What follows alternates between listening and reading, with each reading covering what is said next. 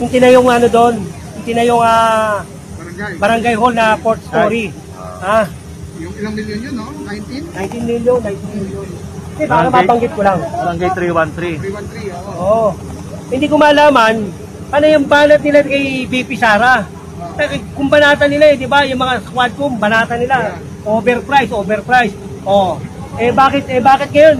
Kung, investi kami sarili mo. Yun. 19 million yun. Ayun, durog. Di ba, hindi na kayo naawa sa tao. Kayo nagpapalamig, yung mga chairman doon chairman, agawad, basta yung nandun, nagpapalamig kayo. Yung nasa likod, nahihirapan yung mga estudyante, nagpapaypay, init na init, kayo lamig na lamig, hindi pa kayo manigas, mga indot. Diyan, anong breed yun? Anong breed ng aso? Pitbull. Diba ang tapang niya sa Quadcom diba? Kung pati si Sara. Oo. Kala nyo wala kayong bayad putik. O ngayon, tignan mo. Yung ginawa nyo, tama ba yun? Walang building permit. Walang DPWH. Diba? Tinayo nyo sa kalsada. Dalawang metro.